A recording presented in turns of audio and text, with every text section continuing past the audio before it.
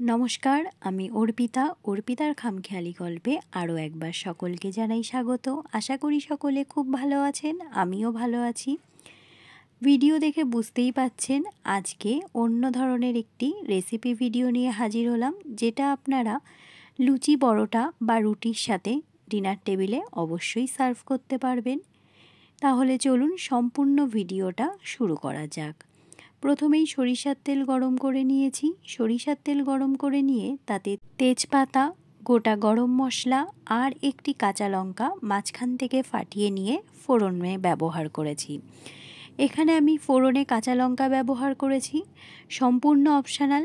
চাইলে আপনারা এখানে শুকনো লঙ্কাও ব্যবহার করতে পারেন, কিন্তু চিকেনের কিমাতে একবার কাঁচা লঙ্কা ফোড়ন ব্যবহার করে দেখতে পারেন, ঘ্রাণটা কিন্তু অনেকটাই ভালো আসে। একটু যখন ফোড়ন থেকে স্মেল বেরিয়ে এসেছে তখন ব্যবহার করব গ্রেট করে রাখা রসুনগুলোকে।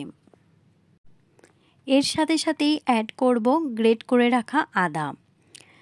আমি এখানে রসুন এবং আদাগুলোকে গ্রেট করে নিয়েছি। চাইলে আপনারা রসুন এবং আদা একসাথে পেস্ট করেও ব্যবহার করতে পারেন। এবার রসুন আর আদাটাকে খুব ভালো করে আমার ফ্রাই করে নিতে হবে, যতক্ষণ না কাঁচা গন্ধটা চলে যাচ্ছে। এখানে আমি আজকে যে রেসিপিটি তৈরি করছি সেটি হলো চিকেনের কিমা রেসিপি। চিকেনের কিমাটা একদম আমি কষা কষা করে তৈরি করব, যেটা আপনারা রুটি, পরোটা বা লুচির সাথে সার্ভ করতে পারেন। এছাড়া ফ্রাইড রাইসের সাথেও আপনারা কিন্তু খেতে পারেন। আশা করি সকলের খুব ভালো লাগবে। আপনাদের সাথে কথা বলতে বলতেই আমি দেখতেই পেলেন ভিডিওর মাধ্যমে অ্যাড করেছি খুব সামান্য পরিমাণ চিনি। চিনিটা অ্যাড করেছি তেলের মধ্যে এই কারণেই রং আসবে সেই জন্য। আদা এবং রসুনটাকে কিন্তু খুব ভালো করে ফ্রাই করে নিতে হবে, কাঁচা গন্ধটা যেন একদমই না থাকে। ভিডিও শুরুতে দেখেই বুঝতে পেরেছেন চিকেন কিমাটা কতটা লোভনীয় হয়েছে, তাই কেউ স্কিপ না করে ভিডিওটি দেখুন। আশা করি সকলের খুব ভালো লাগবে এবং বাড়িতে একবার তৈরি করে দেখবেন। আশা করি সকলের এই রেসিপিটি বেশ পছন্দ হবে।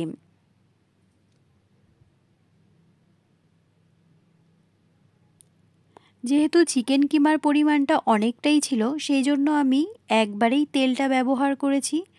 আপনাদের মাংসের পরিমাণ অনুযায়ী সরিষার তেল ব্যবহার করবেন।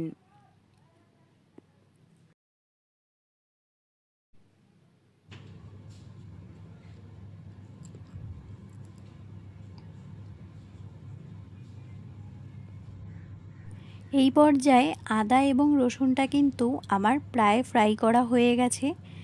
এবার আমি এখানে অ্যাড করব কুচি করে রাখা পেঁয়াজগুলোকে। পেঁয়াজের পরিমাণ একটু বেশি নিয়েছি। আপনারা এখানে পেঁয়াজের পরিমাণটা একটু বেশি ব্যবহার করবেন এবং পেঁয়াজগুলোকে একদম মিহি করে কাটার চেষ্টা করবেন, তাহলে খেতে অনেকটাই ভালো লাগবে। দেখতেই পেলেন পেঁয়াজের পরিমাণটা কিন্তু আমি বেশ অনেকটাই ব্যবহার করেছি। এবার পেঁয়াজটাকে রসুন এবং আদার সাথে আরও কিছুক্ষণ ভালো করে ফ্রাই করে নিতে হবে।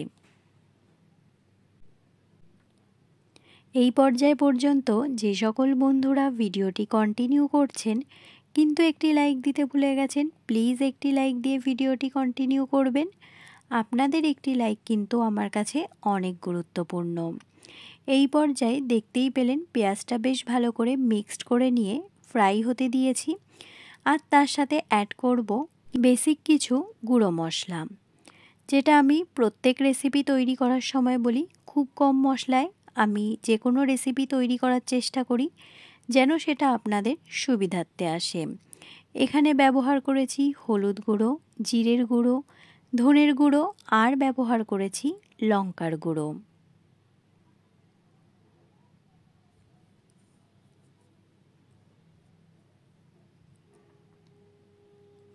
এবার পুরো গুঁড়ো মশলার সাথে পেঁয়াজ, আদা এবং রসুনটাকে মিক্সড করে নিতে হবে। আর অ্যাড করেছি পরিমাণ মতো লবণ।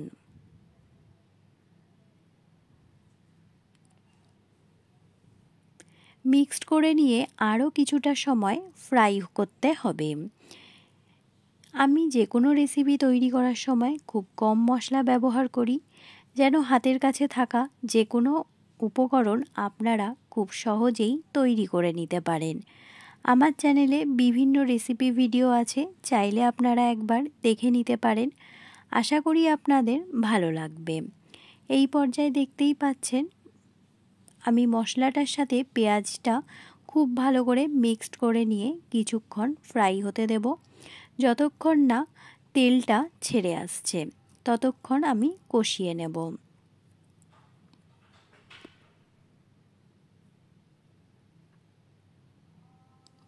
এই পর্যায়ে অ্যাড করব টমেটো কুচি।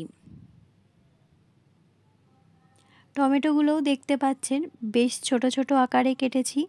আপনারা একটু ছোট করে কাটার চেষ্টা করবেন, যেহেতু চিকেন কিমা, চিকেনগুলো একদমই ছোট কিমা আকারে কাটা, সেক্ষেত্রে সবজিগুলো বড় আকারের হলে একদমই খেতে ভালো লাগবে না।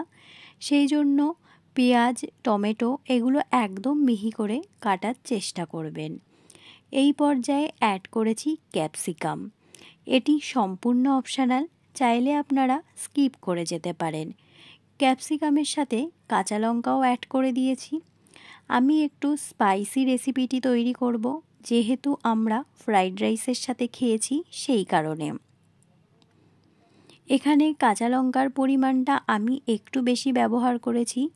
ঝালটা সম্পূর্ণ আপনাদের নিজস্ব চয়েস, আপনারা যে পরিমাণ ঝাল খেতে পছন্দ করবেন সে পরিমাণই এখানে লঙ্কা ব্যবহার করবেন। এবার বেশ কিছুক্ষণ মিক্সড করে নিয়ে ফ্রাই হতে দেব। কিন্তু খুন্তিটা কিন্তু মাঝে মধ্যে নাড়বেন, না হলে নিচে লেগে যাওয়ার একটা সম্ভাবনা থাকবে। চিকেন তো আমরা প্রায় বাড়িতে তৈরি করে থাকি, একবার চিকেন কিমা এভাবে রান্না করে দেখুন। ফ্রাইড রাইস, লুচি, রুটি কিংবা পরোটার সাথে কিন্তু বেশ ভালো লাগবে।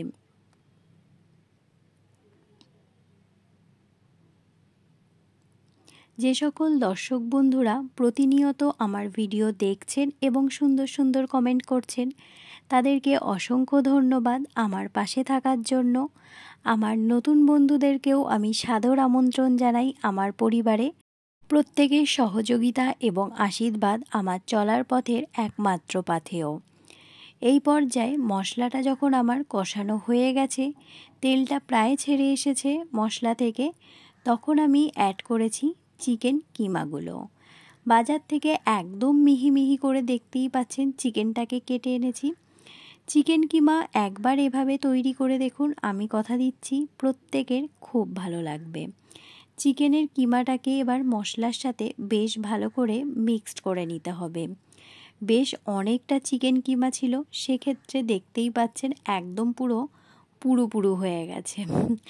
নাড়তে একটু সমস্যা হচ্ছিল, যেহেতু চিকেন একটু জল ছাড়বে আর অনেকটাই কমে যাবে, সেই জন্য খুব একটা প্রবলেম হয়নি। কিন্তু চিকেন কিমার পরিমাণটা অনেকটাই ছিল, সেটা আশা করি আপনারা ভিডিওর মাধ্যমে দেখে বুঝতেই পাচ্ছেন।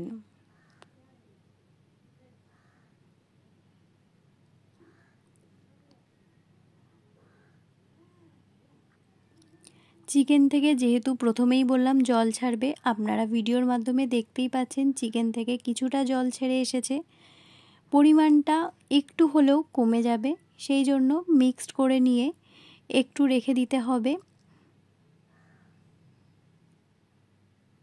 আমার রেসিপি ভিডিওগুলো বা বিভিন্ন ব্লগ ভিডিওগুলো আপনাদের কেমন লাগে সেটা কিন্তু অবশ্যই কমেন্টের মাধ্যমে জানাবেন। আপনাদের কমেন্ট আমার কাছে কিন্তু অনেকটাই মূল্যবান।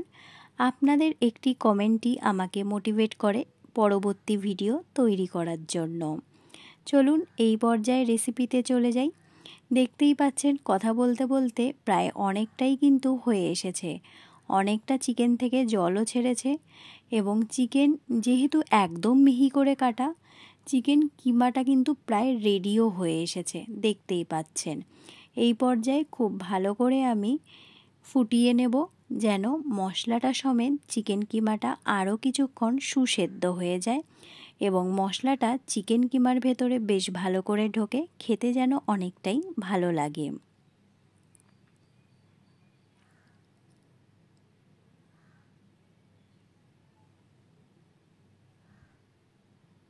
সদস্য সংখ্যা যেহেতু বেশি, সেই জন্য চিকেন কিমার পরিমাণটাও আজকে বেশ অনেকটাই হয়েছে। এই পর্যায়ে দেখতে পাচ্ছেন চিকেন কিমা কিন্তু প্রায় রেডি হয়ে এসেছে। এখানে আর দুটো জিনিস আমি অ্যাড করব। একটু ফুটিয়ে নিচ্ছি যেন বেশ ভালো করে সেদ্ধ হয়ে যায়, যেহেতু চিকেন যেন গন্ধটাও না থাকে, সেই কারণে।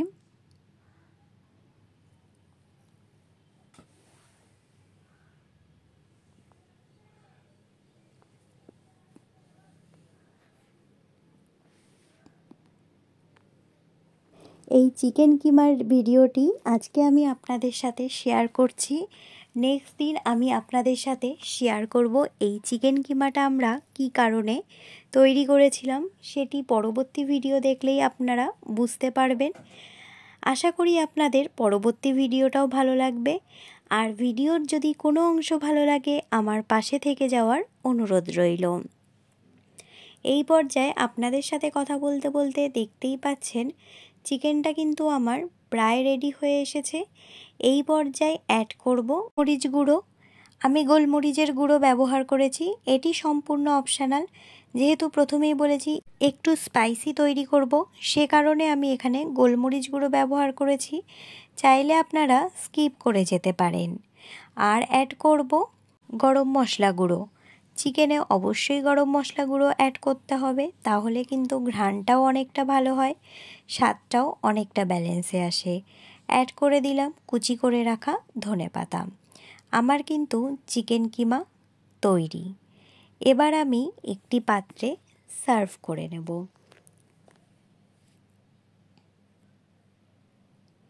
আমার আজকের এই রেসিপি ভিডিওটি আপনাদের কেমন লেগেছে সেটা কিন্তু অবশ্যই কমেন্টের মাধ্যমে জানাবেন। ভালো লাগলে আমার পাশে থেকে যাওয়ার অনুরোধ রইল। এভাবে চিকেন কিমা তৈরি করে একবার আপনারা খেয়ে দেখুন, আশা করি সকলের খুব ভালো লাগবে। আজ তাহলে এখান থেকেই বিদায় নিচ্ছি। অন্য কোনো দিন অন্য কোনো ভিডিওর সাথে দেখা হবে। ততক্ষণ সকলে সুস্থ থাকবেন, ভালো থাকবেন।